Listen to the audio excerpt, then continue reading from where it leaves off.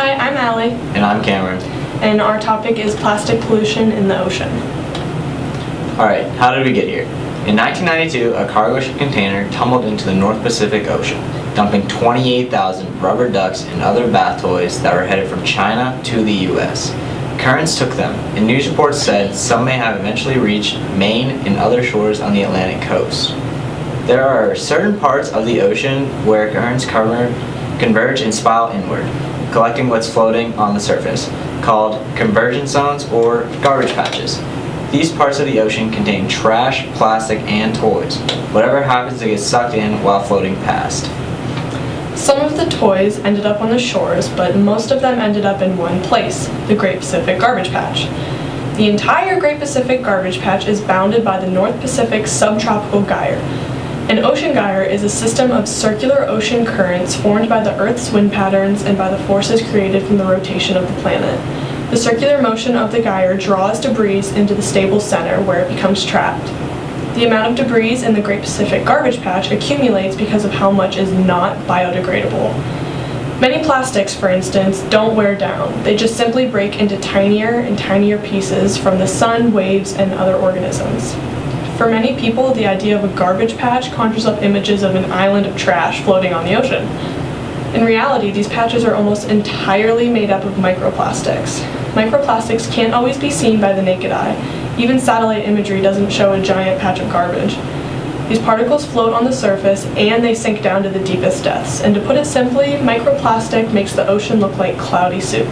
And this soup is intermixed with larger items like fishing gear and shoes.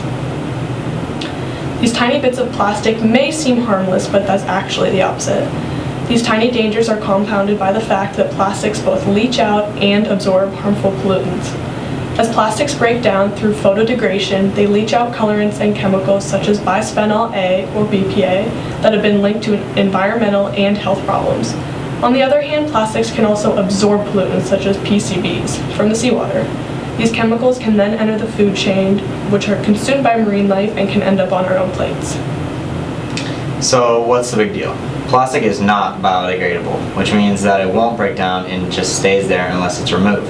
It hurts our marine life. A lot of the time, when birds who feed in the ocean don't dive down deep enough for their dinners, they can get tangled in the plastic or even eat the plastic. It doesn't digest and it just sits in their stomachs. The plastics can poison the bird, or it can become lodged and cause it to starve to death. This picture shows a bird who died, and when the contents of its stomach were examined, it was full of plastic. Another issue is when plastic looks like these animal dinners. In this picture, there are two containers. One container has a plastic bag, and the other contains a jellyfish. Jellyfish are sea turtles' main diet, and to us, the difference may seem obvious, but to a hungry sea turtle, not so much. Not only is this pollution harmful to marine life, but it can also affect us as well. As we said before, the tiny plastic bits absorb toxins. Bacteria in the water can turn metals like mercury into their most toxic form, which is then absorbed by plankton, making its way up to the food chain until it ends up onto our plates. A little plastic at the beginning of the food chain may not seem like much, but as the toxins are passed up through the food chain, they become more concentrated. Mercury exposure can cause some things like Parkinson's disease, Alzheimer's, and heart disease. We may not realize we're throwing away plastic because a lot of the things don't seem like they have plastic in them, or they are made of plastic. Clothes, computers, stuffing in our pillows, plastic toilet seats, liquid hand soap in plastic containers, polyester, fleece, acrylic, lycra, spandex, nylon, and even chewing gum has plastic in it. So to kind of fix these problems, some of the options are donate, which means nothing tatty, rusty, etc. Make sure it is in good condition so it doesn't need to be repaired and has decent quality, so like it's not junk or just trash that you're trying to get rid of instead of throwing it away.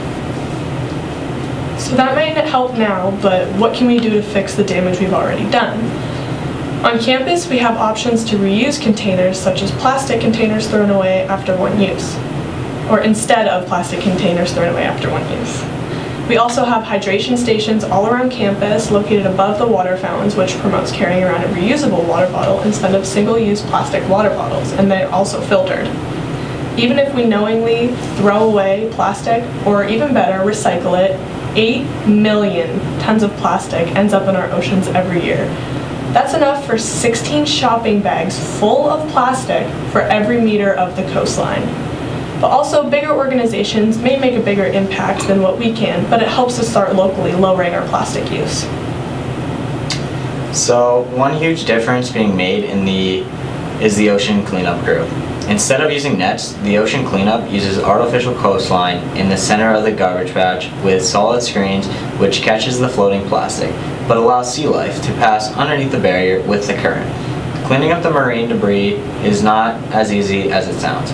Many microplastics are the same size as small sea animals, so nets designed to scoop up trash would catch these creatures as well. That's why this device is so genius and wasn't invented until recently. This device cost us $2.2 million of fundraising though. We wouldn't have to spend this kind of money if we all didn't cause the problem in the first place. So although it's great that we are cleaning up the ocean, it also comes at a costly price. Now, the reason we have this plastic pollution in the first place is because plastic was genius, and it was durable, and it was cheap, and it was something that could be thrown away. But now that we have this issue, it helps the planet a lot if we start using less than we already do. So just remember the 6 R's: reduce, reuse, recycle, rethink, repair, and refuse. You can try to take your own containers when you can, and it may seem gross, but plastic actually can be washed and reused more than one time, although sometimes it is usually used for one time and then throw away. And actually, Americans use 500 million drinking straws a day.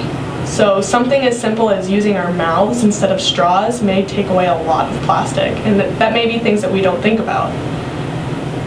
If you have plastic lawn furniture and it breaks, instead of just throwing it away, it's easy to repair. And you can refuse by just saying no. Amazon has hassle-free shipping that minimizes plastic, and there's just other ways you can bring your containers and just say no to the plastic.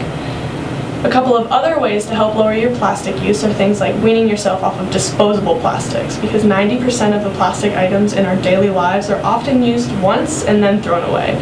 Grocery bags, plastic wrap, straws, coffee cup lids. It only takes a few times of bringing your own bags to the store, utensils with you to lunch, or a travel mug before it becomes a habit. We can stop buying water. Each year, close to 20 billion plastic bottles are tossed into the trash, and you can carry a reusable bottle.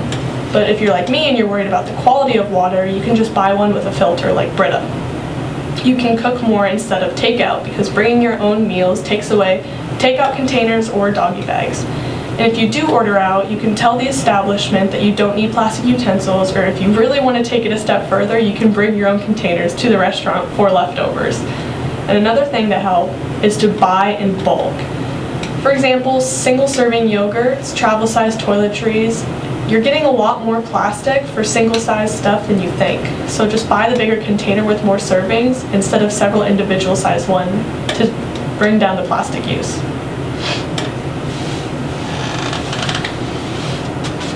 And that is our presentation.